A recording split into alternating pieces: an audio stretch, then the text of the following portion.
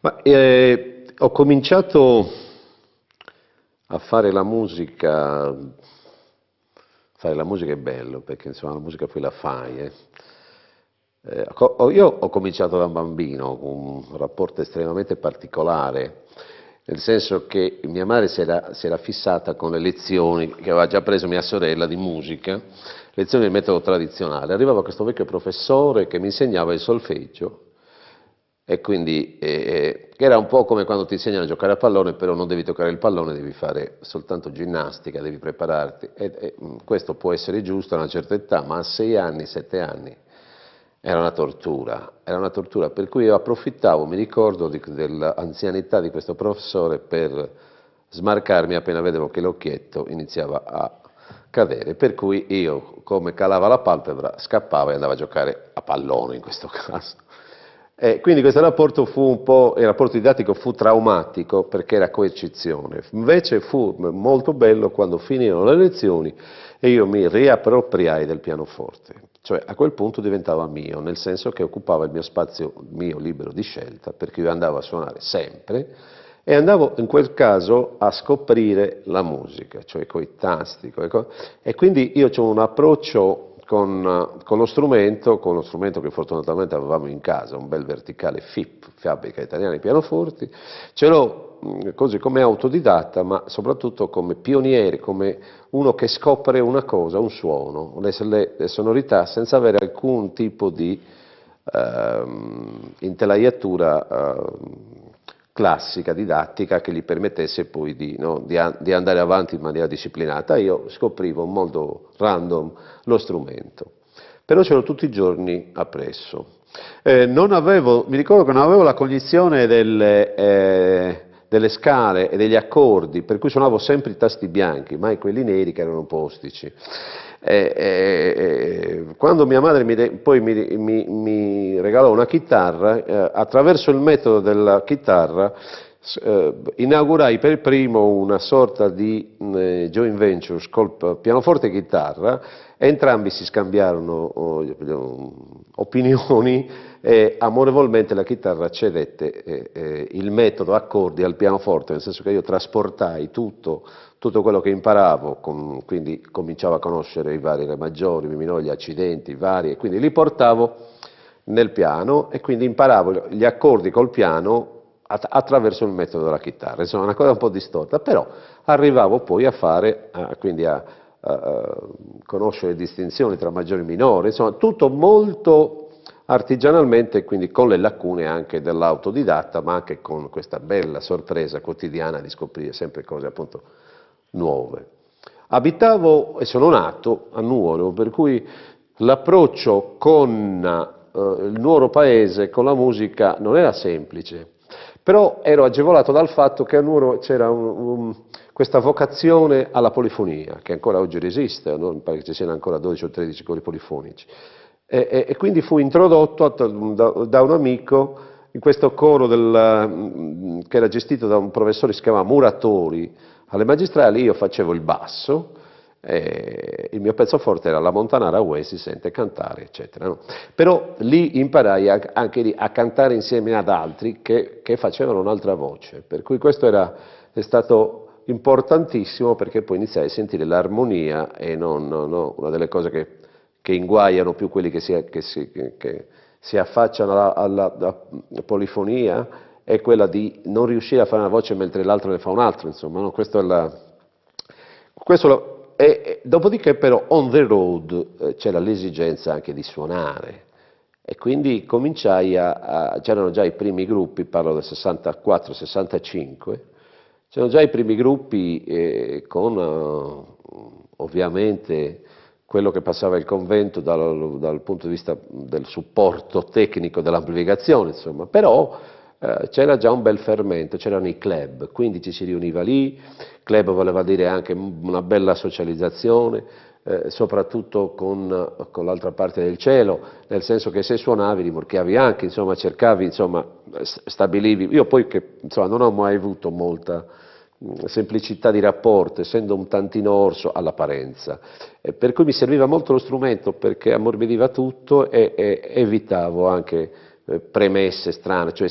era un codice che non aveva bisogno proprio di interferenze e non le comprendeva, per cui già il linguaggio musicale mi permetteva di avvicinare tanta gente, insomma, cosa che succede anche oggi. La musica è una bella salvezza, però magari questo ne parliamo dopo, da quando poi mio padre fu trasferito a Cagliari, e allora la musica fu essenziale per riuscire a non essere un isolato in una città che non conoscevo per niente. Nuoro, l'ambiente musicale di Nuoro era abbastanza interessante, si suonava soprattutto ai matrimoni, perché gli spazi erano quelli, no? C'era un salone che mi pare che si chiamasse Salone dei Mutilati, una cosa del genere, dove avvenivano i matrimoni. E io inaugurai anche, c'erano i vari nomi di allora, erano sempre formati come una password di oggi, no? Ma nome più numero. Il gruppo migliore era il CAS 36, erano bravi, ma erano soprattutto importanti perché avevano l'amplificazione migliore,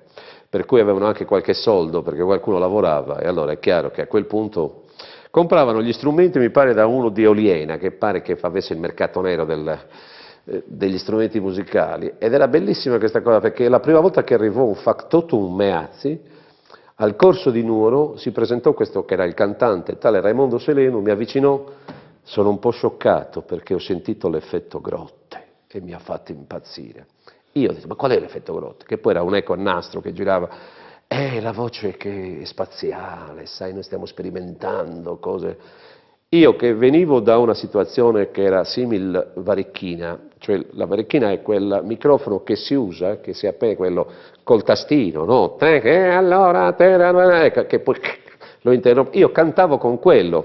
anticipando già Battiato che ha usato la tromba, così io lì ero sperimentale proprio. Per cui noi avevamo questo attaccato a un mini Meazzi piccolino e lì facevamo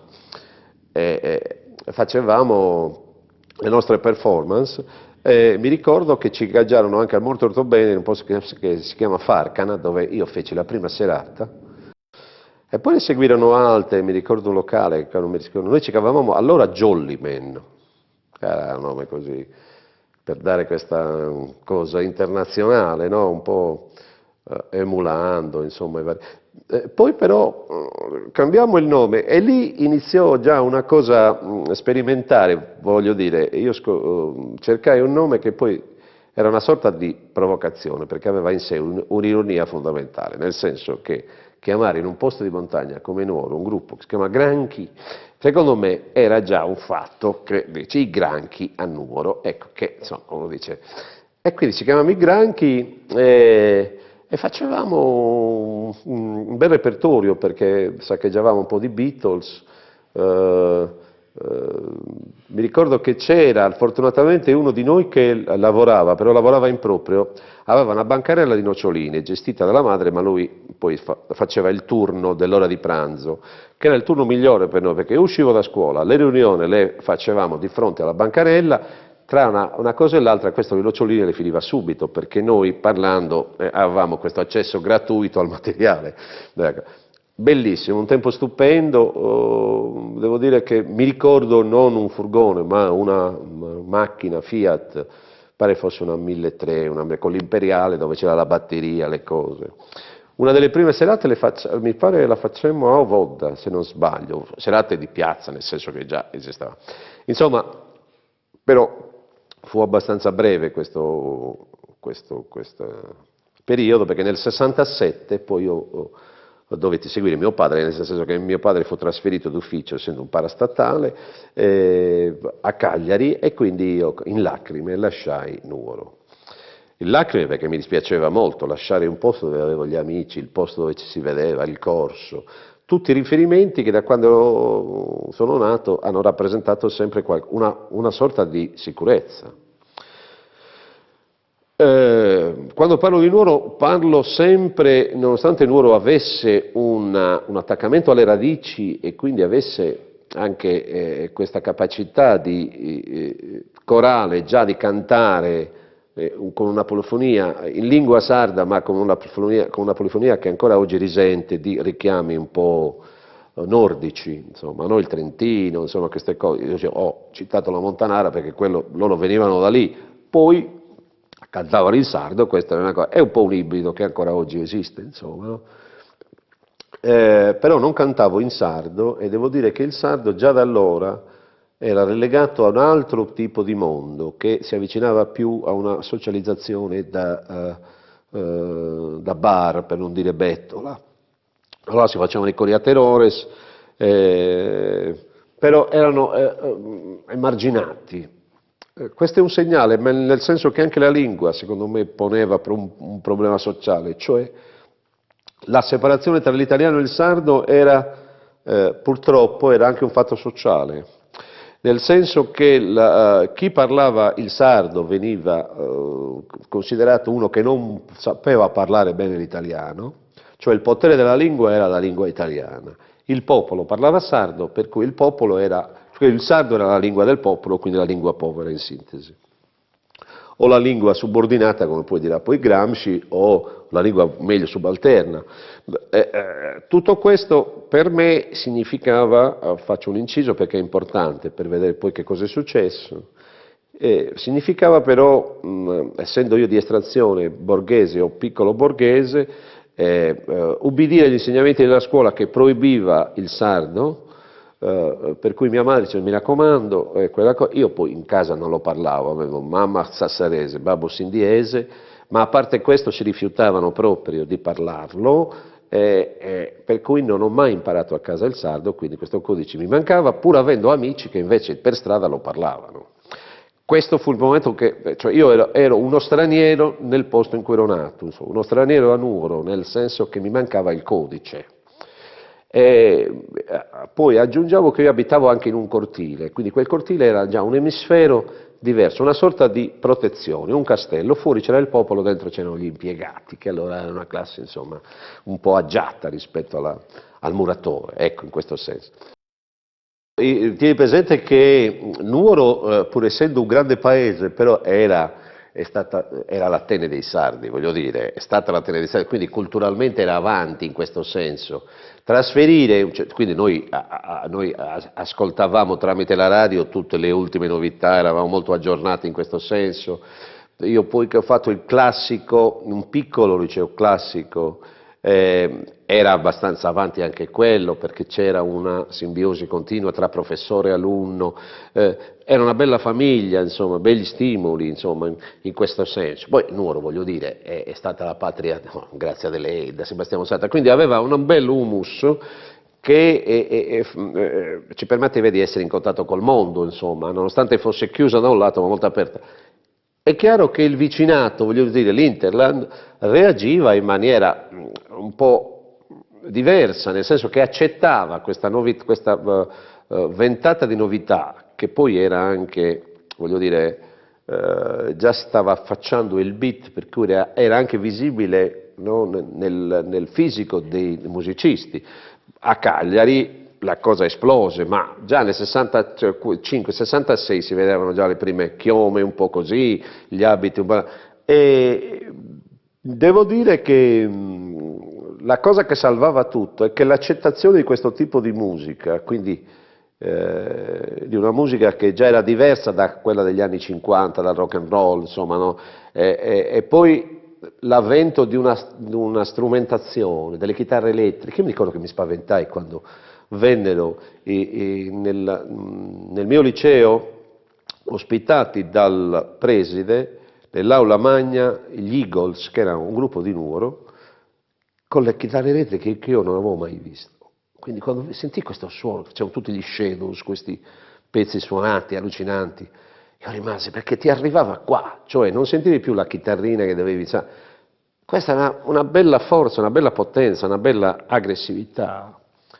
che insomma mi sconvolse e nello stesso tempo insomma, mi avvicinò ancora di più, perché era un bel potere riuscire ad avere una chitarra elettrica e a imporsi senza urlare, con un suono, che aveva uno scettro in mano, insomma, questo era.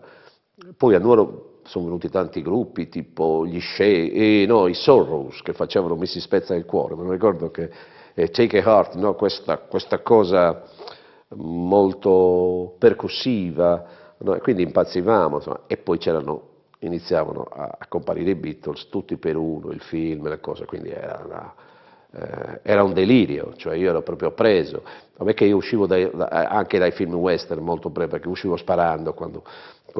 vedevo un film western, che avevo insomma 10-12 anni, però poi la musica mi prese talmente che insomma rimasi proprio colpito, ero un fanatico, in quel senso, della musica e della rivoluzione che stava creando. Per cui arrivare nel paese e fare un certo tipo di repertorio veniva accettato perché c'era la festa. E il discorso di festa era rumore, era anche chiasso, e quindi veniva accettata tutta la musica perché la proposta era del gruppo che loro invitavano e tutti insieme dovevamo fare festa, insomma. Cosa che in maniera un po' minore succede anche oggi, cioè la festa presuppone anche un'accoglienza per cui tu puoi piacere o non piacere, ma allora il problema non si poneva, nel senso che l'importante era arrivare e partecipare a questa festa, fare un po' di musica e poi andare a mangiare tutti insieme. Questo era il senso della cosa.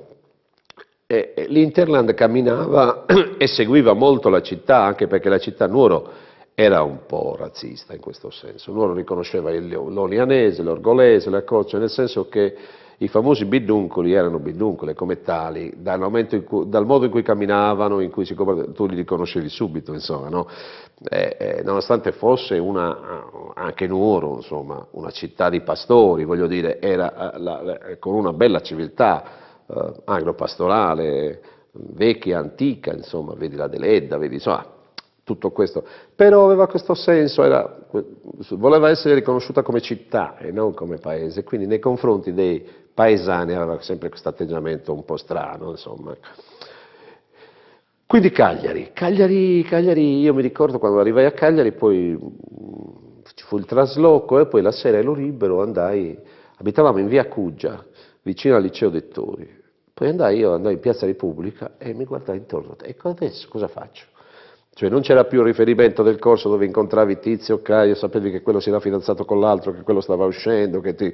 c'era un gossip, come si direbbe oggi, che era molto vivo, che ti permetteva di essere però in contatto, una chat nell'aria quotidiana, perché tu sapevi cosa era successo. Mi ricordo una professoressa di greco che stava proprio in una sorta di imbuto che tu dovevi percorrere per forza per arrivare al corso, per cui lei vedeva chi usciva e chi invece stava a casa a studiare, per cui ci marcava stretto, ti ho visto ieri, perché ecco, c'era questo rapporto continuo, eravamo controllati, insomma, c'era solo una sorta di grande fratello sotterraneo, però era una bella vita, Cagliari era la dispersione, Cagliari, adesso tu sei qua, sei uno di questi, con tutti questi colori che erano i semafori, questa cosa grande, insomma, gli spazi molto più grandi, e soprattutto senza la musica, perché la musica mi ha salvato, perché io mi ricordo che mi misi a camminare il primo giorno, iniziai a sentire una serranda, un suono, e quindi andai appresso al suono, che era in via dei Giudicati, quindi non era, e quindi quando feci tutta via Dante, sentii questa cosa, andai dritto in questa strada e mi fermai davanti a questo gruppo che provava, e quindi lì c'era già. E mi misi fuori per ascoltarli, insomma, dopo una settimana già facevo parte del loro gruppo, mandarono via un chitarrista, entrai io e lì cominciò una bella avventura, perché cominciamo a suonare dappertutto, nei club, era il periodo anche a Cagliari soprattutto era la grande sorpresa che esisteva tecnicamente, insomma, esistevano i microfoni veri, l'amplificazione vera, era tutto su scala superiore, insomma, no? E quindi cominciai a frequentare i vari club suonando praticamente spessissimo, conoscendo un sacco di gente, insomma, mi inserii, per cui grandi problemi non ebbi, insomma, di inserimento proprio grazie alla musica, tutto rigidamente in italiano. Seguivamo, insomma, era il periodo in cui tu sei bravo in proporzione a quanto riesci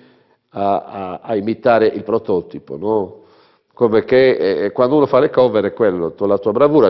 il complimento maggiore è uguale al disco, è uguale al disco, per cui tu cantavi come quello, scimmiottavi quindi non esistevi se non come insomma. Insomma, io il nome di tutti i club non me li ricordo, mi ricordo il Pussycat, che era uno dei club che andava per la maggiore, poi mi ricordo un club in via Einaudi, però non riesco a ricordarmi il nome. Poi c'era un club sotterraneo, come si chiamava? Che era proprio, che aveva poi classico, non era la tomba, perché adesso mi viene, ma era una cosa tipo caverna, insomma, una cosa proprio in castello, per cui scendevi giù, il bunker. Sotto andavi ed era di qua. Poi c'era il Riparo a Monserrato, il Kilton a Pirri, insomma c'erano tanti di quei club, per cui tu avevi tutta la stagione, soprattutto invernale, impegnata, perché una volta ti chiamava uno, una volta ti chiamava un altro, ci suonava dal vivo, per cui ballavano, oppure c'era gli incontri, ed era molto, molto, molto bello, perché non era, innanzitutto tu eri protagonista, quindi rispetto alla dimensione di oggi, con la discoteca o il piano bar dove non ti ascolta nessuno, dove gli altri mangiano, c'era un'attenzione, i gruppi maggiori venivano fuori e gli incassi dei club erano proporzionati al gruppo che si invitava, se no la gente si spostava, per cui il gruppo faceva anche tendenza. Allora c'erano i Salis che andavano benissimo, c'erano noi che eravamo un gruppo già da allora antesignano perché eravamo sponsorizzati, non ci arrivava una lira, però ci chiamavamo Yamaha, nel senso che avevamo tutti gli strumenti Yamaha, la grande intuizione fu quella di chiamare così con la gioia di un esercente, di un proprietario di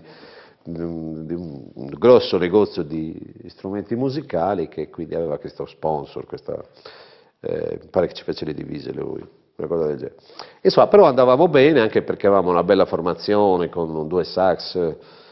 puntavamo molto sulle voci, insomma era una bella cosa, ci si divertiva molto, insomma, e poi era l'ambiente della musica che era molto lì. C'era anche una bella rivalità sana, per cui si cercava anche di arricchire il repertorio, di avere delle novità in modo da essere più accattivanti, però insomma quando funzioni bene come gruppo poi ti senti anche importante, nel senso che stai realizzando una cosa che ha un certo seguito, insomma, quindi vieni anche visto come un valente piccolino, insomma, in termini musicali. Era un bel fermento quello. E ripeto, forse l'aspetto migliore era proprio quello che si suonava dal vivo, si faceva musica non solo si faceva musica, ma poi non esistevano i service, per cui la musica era faticosa, nel senso che dovevi smontare tutti gli strumenti che pesavano un quinto, tutti con le valvolari, quindi pesavano l'ira di Dio, dovevi quindi smontare gli strumenti, piazzare il cosiddetto service l'impianto voci, questo è il musicista perché non c'erano quelli che facevano le cose, quindi il mix era sul palco, quindi c'era chi lo regolava, e poi finito di suonare, che durava 3 ore, 3 ore e mezzo, perché non è che veniva spaccato a cottimo, ma era interessante, cioè era anche un elemento di bravura, veniva considerata la durata, hanno suonato 4 ore senza fermarsi, e questo era il massimo. Dopo 4 ore senza fermarsi, però poi dovevi smontare gli strumenti. Che eri distrutto, io mi ricordo che avevo la gola che non mi resisteva proprio, cioè nel senso che poi cantavo quasi tutto io, per cui era una cosa allucinante, proprio come che io, il giorno dopo il concerto io non parlavo, anche perché suonavi senza, parlo in termini tecnici, senza monitor, per cui sentivi dalle casse esterne,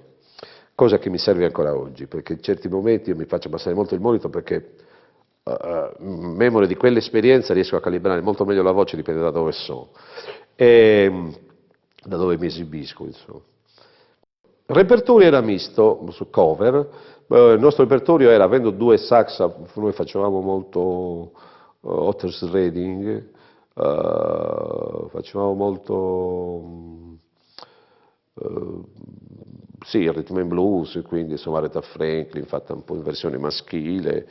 Joe Cocker, Mad Dog and Englishman fu un LP che io divorai, nel senso che poi dovevo prepararmi, però facevo parallelamente anche gli Aphrodite Child, una delle cose che arrivavano, insomma, note abbastanza interessanti, usavo un po', per cui facevamo, e poi facevamo quella che era la passione soprattutto di quelli che cantavano, che era il country americano, per cui Crosby, Stills Nash, facevamo qualche pezzo di Mamas and Papas, facevamo cioè i pezzi vocalmente impegnativi, qualcosa dei Beach Boys, insomma avevamo i Beatles ovviamente, avevamo le orecchie abbastanza prensili, nel senso che riuscivamo a cogliere anche delle novità interessanti da proporre, e quindi non restavamo indietro, anche perché bisognava essere quelli che facevano in tempo reale l'hit parade, no? Quindi portavi gli ultimi successi, quindi bisognava provare continuamente per non rimanere indietro nel repertorio. Quindi la sala prova era frequentatissima in settimana per aggiornare, facciamo questo, facciamo quello, insomma, però cover, rigidamente cover, che è una bella gavetta, devo dire, è fondamentale. E io tra l'altro mi ero ritagliato uno spazio perché in certi momenti facevo anche chansonnier di un certo livello, Aznavour ad esempio, io avevo un bel repertorio di Aznavour che ci servì moltissimo perché poi la prima trasferta che noi facemmo con grande entusiasmo fu Capri. Andammo a suonare in un night di Capri dove si facevano 5 ore e dove poi alla fine bisognava centellinare un po' le forze, per cui c'era il momento in cui andavo al piano e facevo un po' di Aznavour, di cose, che mi piaceva moltissimo tra l'altro cantarlo, perché aveva dei pezzi stupendi, insomma, Io tra di voi, La mamma, insomma, tutte quelle cose un po'. Comunque cover. E c'era però, allora io piano piano cominciai ad avere questa esigenza di esprimermi, cioè di avere una mia dimensione, e fu quasi naturale perché iniziai un piano a scrivere i testi, no, delle cose, a fare delle canzoni, finché ne feci una e abbozzai così, cercai di proporla agli altri, ma non facciamo qualcosa di nostro, cioè e c'erano subito le resistenze, sì, anche chi li ascolta, noi dobbiamo fare le cose che ci danno subito un consenso perché la gente conosce, no, su Connotu funziona, conosci questo e per cui non hai bisogno sei bravo che lo fai uguale e quindi diceva, no, non è che perdiamo tempo, ho detto perché così possiamo affermare qualcosa, siamo noi, la facciamo solo noi, insomma. Vinsi questa resistenza e nacque questo brano che si chiamava Avevo in mente Elisa, che è la prima canzone in assoluto che io ho composto. Ci chiamavamo ancora Yamaha, ma eravamo già in fase di dissolvenza, nel senso che un gruppo resiste 2 o 3 anni, poi alla fine i dissapori, le cose, la vita di gruppo stesso. E insomma eravamo già, infatti il gruppo si stava sgretolando perché c'erano dissapori anche di carattere musicale, non piaceva il batterista a un altro, ma vedi, qui dobbiamo migliorare, prendere questo, e quindi dividerci, insomma. Alla fine 69-70, il gruppo stava per dividersi quando mi chiama l'unico impresario che io ho conosciuto vero in Sardegna, dopodiché non ce ne sono stati più, nel senso che non era l'impresario, nel senso che era uno che faceva impresa sulla musica, aveva grande capacità, aveva le physique du rôle per entrare dappertutto, giovane, bello, prestante, simpatico, sapeva trattare, chiudeva il contratto subito, si chiamava Roberto Cardia, morto prematuramente all'età di 32-33 anni, mi ricordo adesso. E lui mi chiamò, mi dice, Piero, dice, perché aveva questa idea, era già arrivato a Roma, c'era arrivato anche con Marisa Sannia, per cui aveva già messo insomma, a piede in un mondo che era quello discografico, quindi comunque aveva varcato il mare. Dice, io ho avuto contatti con una casa discografica e sarebbero molto interessati al pezzo che tu hai fatto, che era veramente Lisa. E così entrammo. Improvvisamente cambiamo il batterista, cambiamo il nome, un altro sponsor, 2001, che era un negozio di Cagliari, poi alla fine, e facevo questa cosa, e il pezzo, e incidemmo questo pezzo. Entrammo per la prima volta in una sala di incisione che si chiamava il Workshop di Roma, grande trasferta, a Roma con questa cosa, vedere la sala di incisione, per noi era come entrare in paradiso e, insomma, e registrare questo brano, mi ricordo il primo take, il fonico che faceva, insomma, cose che per un musicista sono un mito, no? E per me erano cose stupende. Entrammo in questa sala, incidemmo in 2 o 3 giorni, direi si faceva tutto in presa diretta, per cui fu abbastanza. E il pezzo andò bene, nel senso che ci fu una trasmissione che si chiamava Alto Gradimento di Boncompagni Arbore che mandava sempre, tutti i giorni, queste cose e lo cantavano, capito? Quindi questa cosa che loro cantavano insieme, il pezzo iniziò a farsi sentire a tutte le ore, non c'erano ancora le radio libere, per cui la RAI era il padrone che mandava la musica. E quindi questo ci permise poi, la casa discografica gasata da questo consenso, noi iniziavamo a fare le serate già in un certo modo,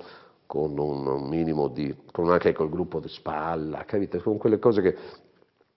tutto, continuo a dire, esattamente in lingua italiana. Partecipammo a un disco per l'estate. E anche lì c'erano le votazioni, le giurie, le cose, perché noi ci piazzammo sesti, ma primi tra i gruppi.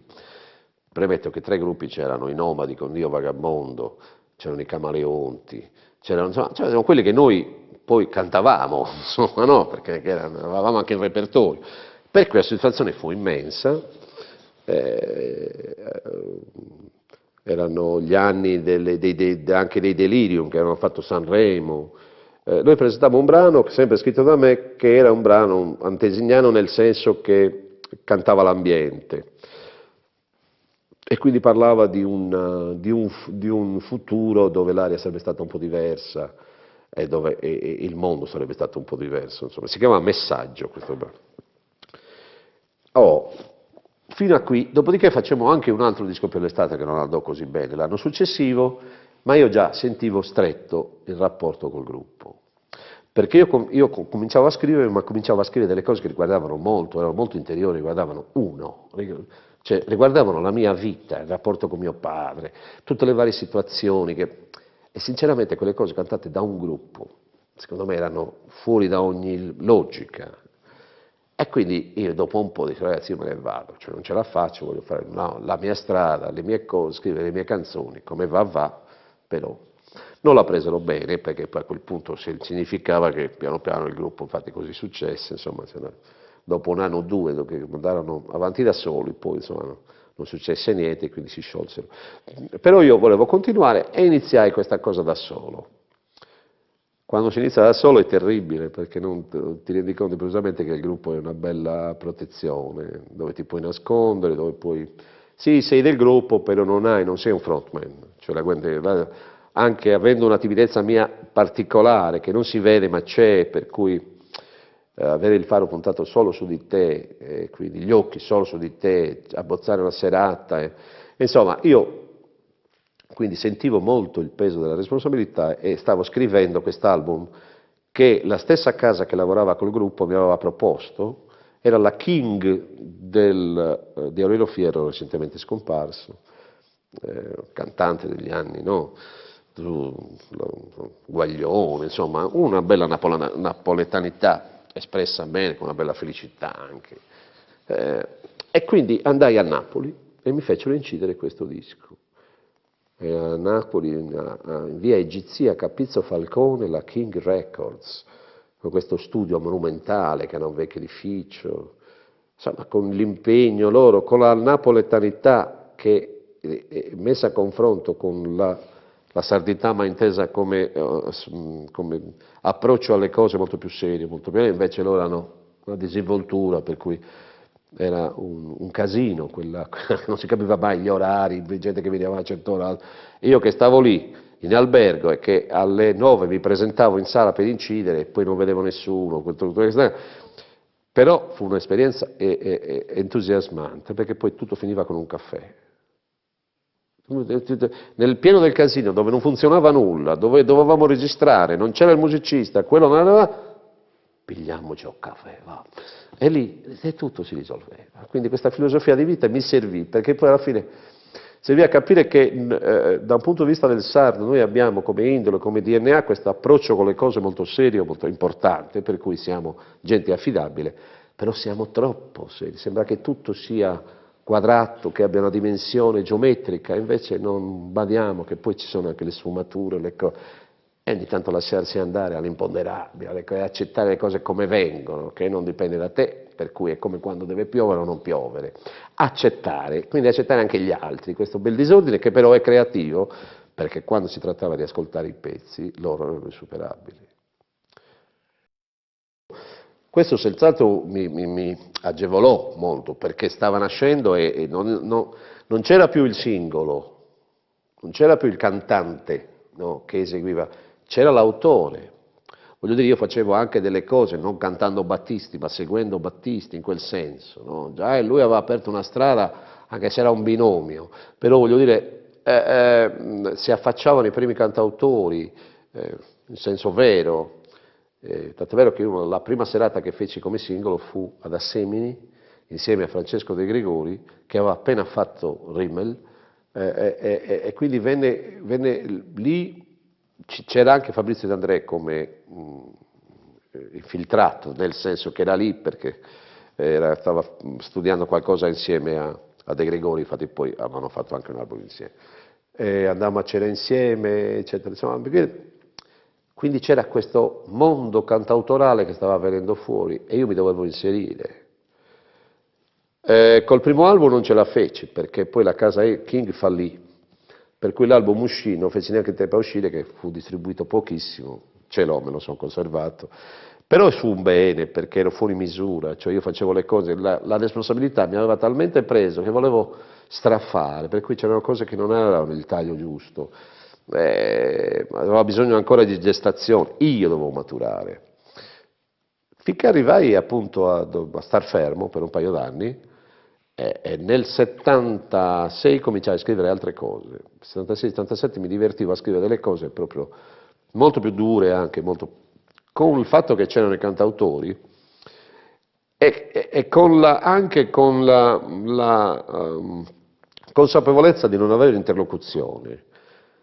Cioè era il periodo delle scuole, le scuole romana, il folk studio, avevano un punto di riferimento. Milano rispondeva in altra maniera, Bologna lo stesso, Dalla, tutte quelle situazioni. Napoli che aveva Pino, De André che poi è stato mio compagno di scuderia alla EMI, per cui vedevo anche il fermetto, cioè erano tutti posti dove si faceva la musica e si parlava di musica. Ma io fui l'unico che scrivevo, l'unico che propose una cosa. Prima erano esistite altre situazioni, no? Maria Carta, Marisa Sannia, Inzaina, cioè tutte cose che però facevano parte di un certo modo, ma l'autore, cioè quello che scriveva delle cose più o meno intelligenti, ma che cercava di spostare, no, non c'era.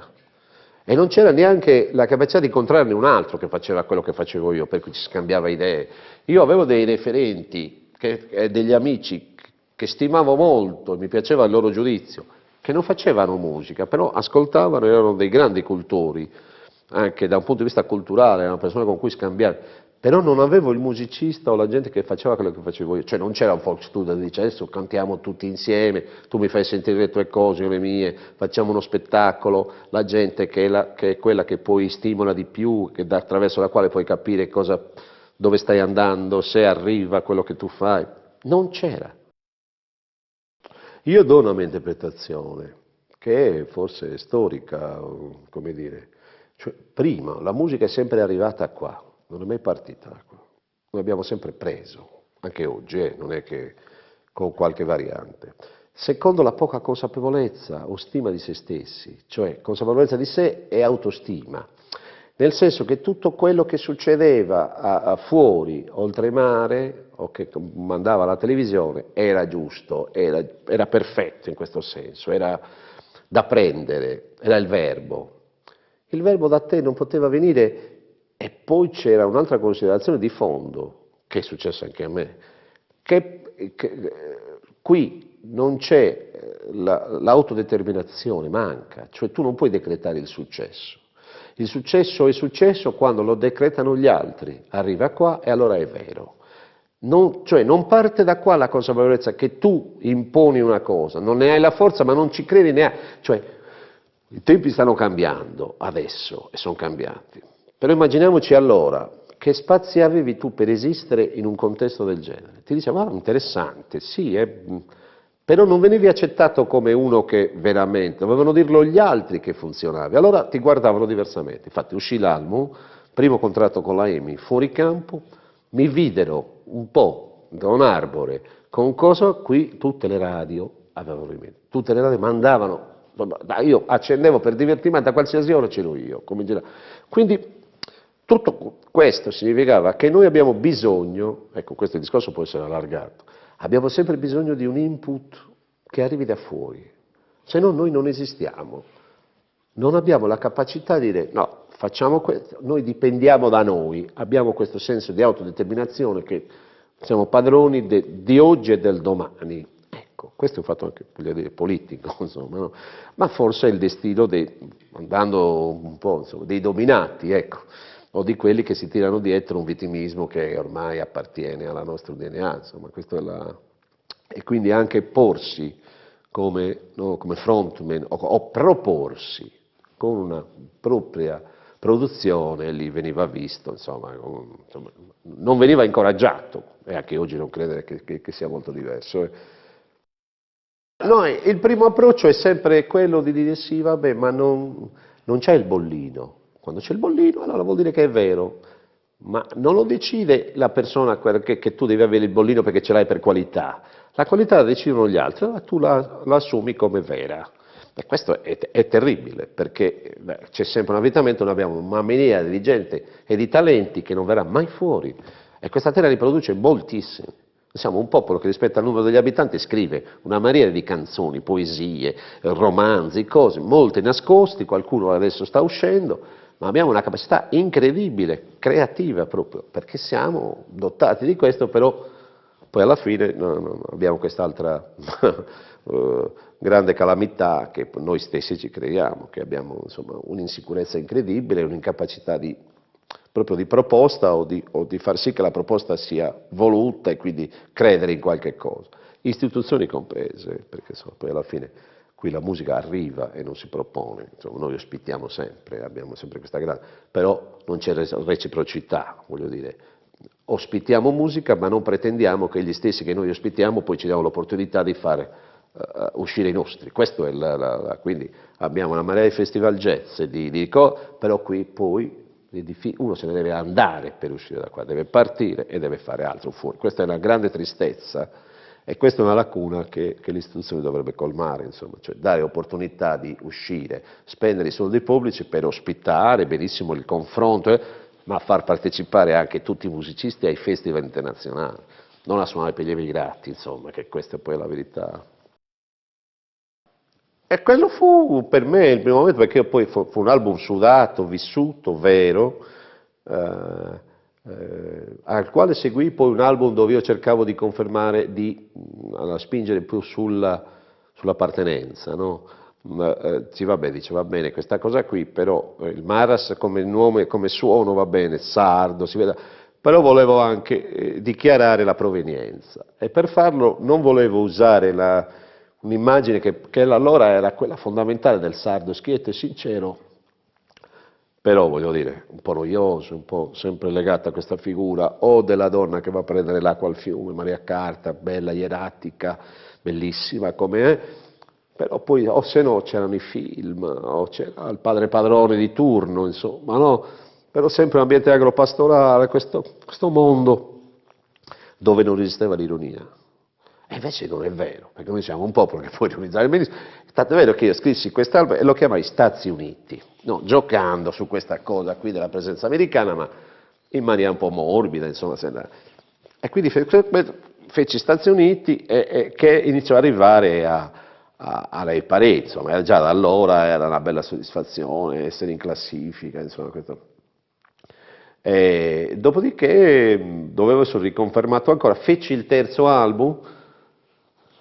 dopo 2 anni, al quale non credevo molto, ma mi obbligarono, perché quello fu forse uno dei cruci maggiori, che io ancora oggi, perché dovevo rifiutarmi, ma in ogni caso la casa mi impose dei tempi che non coincidevano con i miei, nel senso che non avevo finito il lavoro, dovevo ancora rivederlo, e non ero convinto di alcuni pezzi, ma no, che sono bellissimi, ma vai, ma vieni. Spostai l'asse mio, che era molto romano, a Milano, perché la direzione stava a Milano, volevano avermi più vicino, perché volevano spendere, finalmente volevano investire molto su di me. E l'anno era appena uscito Battiato con la grande esplosione, Pino Daniele stava già viaggiando bene, c'ero io, e quindi dovevano. Il colpo in questo caso non riuscì a loro e non riuscì neanche a me, perché è vero che l'album ebbe la gondola d'argento con Quando Gigi Riva tornerà, però era incompleto, non mi piaceva e poi lo distribuirono e lo promossero in maniera ignobile. Insomma, morale della favola, mi proposero alla fine una cosa da fare nelle discoteche, tutte le discoteche italiane che mi ospitavano, io facevo quei 10-15 minuti, tutti partendo dalla Sicilia, ecco, insieme a Scialpi. Al che io guardai Questo che senti un po' zitto, che non capiva nulla, però era il direttore artistico che veniva dall'UPIM, per cui aveva un'immagine, però era manager, capito? Sai, questo ragazzo, tu impegnato, lui che fa altro, sfondiamo, sì, ho detto sfondiamo, adesso ci penso e poi magari, perché? Ma non ci devi neanche pensare, ma no, io sai, sono fatto così, il giorno dopo alle 8 del mattino ho preso il primo aereo, lasciai un foglietto, io purtroppo non sono fatto di questo tipo di promozione, forse il rapporto del logo, ne parliamo, me ne sto tornando a casa, arrivederci e grazie. Poi mi telefonavano, ma qui stiamo organizzando. Io non ci sto più, quindi mi dispiace. E da lì rupo il contratto con la EMI. Rupo il contratto con la EMI, mi chiamarono di nuovo, dice, ma non hai delle produzioni, dai vediamo, magari di cercare di fare altre cose. Cioè, io ho delle cose, ve le mando. E io stavo iniziando a fare cose in sardo. E gli mandai questa valanga di cose che non capivano assolutamente nulla, e quindi si poteva avere problemi. Ma questa a Bolzano dove mica lo possiamo vendere, avete ragione, però secondo me il futuro, molto del futuro della musica è nella musica cosiddetta etnica, che non si chiamava ancora world music, voglio dire che le regioni si riprenderanno una rivincita anche in chiave di federalismo, esiste un federalismo culturale che significa tornare alle origini e rispettare la specificità di posti che noi chiamiamo regioni, ma ognuna delle quali ha una sua storia, una sua cultura, un suo mondo, una sua lingua, specialmente la Sardegna. Quindi ho detto, questo vuol dire suono. Se si riesce a esportare questo suono, l'isola è stata sempre foriera di grandi movimenti musicali importanti, la Giamaica, il reggae, l'Irlanda, le cose. Perché non la Sardegna? Perché non la Sardegna che si trova lì e si trova in questo posto, ma non deve essere limitata a regione italiana, deve essere considerata come unicum, isola che ha avuto la sua storia, la sua cosa, che trasuda suono, come trasuda storia e cultura. Quindi questa era la mia idea, la proposi e a quel punto non l'accettarono e quindi cominciai a pensare di autoprodurmi e di dire vabbè io faccio quello che sento di fare, partendo dal suono, e qui torniamo al discorso della vendetta, cioè la vendetta mia personale di riappropriarmi di un codice che mi era stato tolto e che avevo dentro, perché i suoni del sardo li sentivo a Nuoro, è immaginabile non sentirli, sentivi le pecore che passavano davanti a casa mia perché le strade non erano asfaltate, sentivi le voci dei pastori, i ragazzi che parlavano con me, che quando non parlavano con me parlavano in sardo e poi con me parlavano l'italiano, questo senso di mio di che mi piaceva il suono e volevo riappropriarmi. Allora mi misi a studiare il sardo, dalla grammatica di Pittau, il professor Pittau che aveva fatto l'unico, aveva fatto una grammatica sardo-nuorese, ad ascoltare e quindi a cominciarlo anche a scrivere, ma badando bene alle sonorità e poi frugando per scrivere dei testi che avessero un'attinenza, una cosa. Scusi, nacque a Bardette, insomma, no? Questa era in Limba e qui fu un'esplosione, ma veramente, ma non lo dico perché l'ho fatto io, perché vedevo come veniva recepita una cosa che aveva i codici, diciamo, moderni, che era arcaica ma di una moderna arcaicità.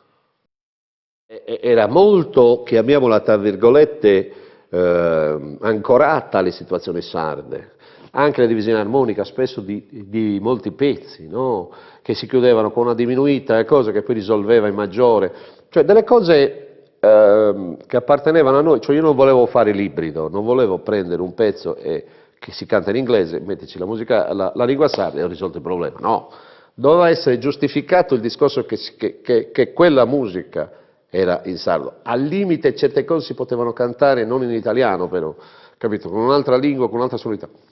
Cioè io ti sto citando brani come Mene Manna, che è una sorta di blues e di cose che però si sposa bene con la lingua, voglio dire, no? Per cui dimostrare anche che questa lingua, che poi insomma viene spesso relegata a lingua minoritaria, ma a lingua anche di comunicazione orale, per cui è già vecchia, perché non ha i neologismi giusti, non può dire telefono, non può dire, alla fine è di una modernità spaventosa. Se non altro è originale e se non altro ti permette nella sintesi di essere molto meglio dell'italiano,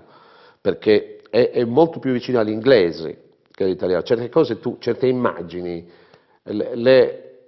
riesce a risolvere con accenti e con apostrofi, per cui stringi la frase, in italiano c'hai sempre ancora queste finali in vocale, cose che ti fregano, insomma, è una lingua musicale, insomma, è una lingua che comunque duttile, per cui si presta in questo senso. E poi in questa maniera la fai rivivere, cioè non muore, in questa maniera la rendi sempre attuale e la rendi, voglio dire, del posto e cerchi di testimoniare una cosa che esiste qua e che fuori ha la sua valenza, anche perché se non è che se tu vai fuori canti l'italiano c'hai, ma se vai fuori e fai un discorso sardo intelligente, con una capacità, con qualcosa di diverso, insomma, viene apprezzato a prescindere da come stai cantando, ma quello che gli arriva è musica e suono di parola, è tutto, insomma. Ecco, questo era. Negli stessi anni Fabrizio De André fece Creusa de Ma. E fu sorprendente come che ci fosse nell'aria qualcosa che suggeriva a lui, o come che la sensibilità poi viaggino su un canale privilegiato, per cui ognuno sente poi queste cose in parallelo e c'è l'esigenza allora anche storica di dare vitalità a un mondo che era sempre stato relegato al localismo. Capite? Questo termine localismo, che aveva questa accezione negativa, quindi piccola, di confine quasi, poi veniva invece riportato su e dice no, il localismo è la mia salvezza, perché il localismo sono io, sono quello che sono e non può essere ignorato con un'omologazione al tutto, per cui io sono qui ma posso essere di Genova e non se ne accorge nessuno, perché siamo uguali. Mi sta bene la cultura italiana, la mia estrazione, però non può ignorare l'altra parte che è il distinguo, no? Che è ricchezza, no? Che è colore diverso. Io lavoravo con un fonico che facevamo arrivare qui, perché poi qui non c'era uno studio, inauguravo uno studio, arrivò il mixer, che era un mixer a Mecangela, usato molto dagli inglesi con un bel suono, che si evince anche molto dal disco, dal vinile. Arrivò questo, per fare il cablaggio, arrivò questo fonico da Milano che lavorava con De André, che si chiama Piero Bravin, siamo diventati molto amici, che visse insieme a me questa bella esperienza, impazzì, perché anche lui parallelamente parlava con i fratelli Innocenzi che avevano a loro volta contatti con De André, quindi c'era questo momento dove stavano nascendo delle cose interessanti. De André aveva avuto l'opportunità, avendo insomma il nome, il carisma anche, di imporre questo discorso alla casa discografica e io no. Per cui c'erano stati anche degli interessamenti da parte di qualche casa, però ci voleva una forza per imporre un certo tipo di discorso, per iniziare a farlo viaggiare, insomma, ecco, questo era. Però in ogni caso successe qua qualcosa di diverso, nel senso che quando io feci questo primo album, quello che esisteva qua dal punto di vista del sardo era abbastanza povero, cioè non c'era, o c'era qualche cosa, si partiva dai barrittas prima, il vernacolo, no? A unire, al twist, vabbè, però era sempre in maniera molto così scherzosa, però di vero, di serio, non c'era nulla, anzi c'era sempre, e anche io venivo da là quando ero ragazzo, voglio dire, sempre questa cosa di fare delle cose che facessero parte, giustificate, perché io insomma, ho fatto i dischi in italiano, quindi non è che posso rinnegare niente, ripeto, è una ricchezza questa, i due mondi per me sono fondamentali. E da quel momento iniziarono a nascere, a prolificarsi i gruppi che cantano in sardo. E questa è stata questo sorprese molto anche me, perché io non mi aspettavo questa reazione, ma la gente iniziava a concepire come possibilità propria no, questo senso di riscatto, di rivalsa, che chiamo vendetta tra virgolette, e quindi di capire che il cantarsi spesso addosso è positivo, nel senso che non si possono avere odori, profumi originali, paesaggio originale e non la musica. E la musica è relegata sempre, con io ho il massimo rispetto, ma è legata a una tradizione ferma nel tempo, per cui deve essere sempre quella la tradizione, anche fra 20 anni, questo non esiste. Il concetto di identità è un concetto dinamico, non è statico, se no ci fermiamo su Connottu e non andiamo più avanti. È vero che l'identità oggi è bombardata, per cui io vedo un'identità che è abbastanza assediata da questo rumore che c'è oggi, che è molto volgare, poi tra l'altro spesso, per cui questo voyeurismo incredibile, questa esigenza di rappresentare tutto, di fare tutto, di tutto uno spettacolo. Oggi non esiste più realtà vera, esiste lo spettacolo della realtà. In questo senso, voglio dire tutto, la politica, il giornalismo, l'arte, tutto deve essere spettacolarizzato. Non da oggi, il cinema l'aveva già fatto, no? Il passaggio tra il neorealismo e la commedia italiana, che cosa è stato? Insomma, no? Dai film, dalla Magnani di un certo tipo al Sordi, alla cosa. Il cinema aveva già individuato questo senso dello spettacolo, di definire o di inquadrare l'italiano medio in un certo modo, spingendo. Ma qui stiamo arrivando proprio alla mancanza, all'incapacità totale di creatività e quindi anche, purtroppo, anche al mito del successo per forza, anche se non sai fare nulla. Io devo essere cattivo, devo essere estremamente cattivo, perché se no non se ne esce. La situazione attuale della musica in Sardegna. È vero che forse, insomma, io ho lanciato un po', sono stato quello che, insomma, ha creato l'opportunità per far nascere poi tutto un mondo che canta in sardo, giovanile, eccetera. Ma è vero che la quantità si paga in termini di qualità. Ed è anche vero che oggi i media hanno una responsabilità enorme e passano tutto pur di fare 50-60 puntate di una cosa, per cui questo significa stirare tutta la programmazione per un anno, quindi significa anche passare tutto e non avere screening, non avere nulla. Cioè il livello della musica sarda attuale è penoso, è veramente da bancarella, ma nel senso deteriore del termine. E pensare che un turista viene qui, compra queste cose e se ne va con queste cose, questo fa male alla musica e fa male alla lingua, fa male a tutto un mondo che poi alla fine io ritengo di averci messo l'anima e continuo a mettercela. Ho fatto Abbardente, Fontana Frisca, Tumbu, che è un album, secondo me, già insomma, di arrivo importante, perché se non altro perché sono messo 5 anni a fare una cosa così, insomma, voglio dire, c'è un minimo di ricerca, c'è soprattutto l'onestà che deve essere contraddistinta. Poi può andare a non funzionare da un punto di vista del mercato, però siamo arrivati al banale, cioè il sardo addirittura viene strumentalizzata la lingua per non dire nulla, col fatto che pochi la capiscono, si canta in sardo per non dire niente, ci si nasconde. E poi è di una banalità enorme, non c'è ricerca, e c'è questa valanga perché tanto c'è l'opportunità a esserci. Lo spazio televisivo lo danno a tutti, per cui a quel punto la fruizione di queste cose avviene poi a livello popolare, per cui, citando Ecco, c'è un appiattimento delle sensibilità. Le stai appiattendo, perché quello che ti mandano arriva nelle case, per cui le nuove generazioni o la gente recepisce questo e quello vuol dire che quello funziona, che quello è.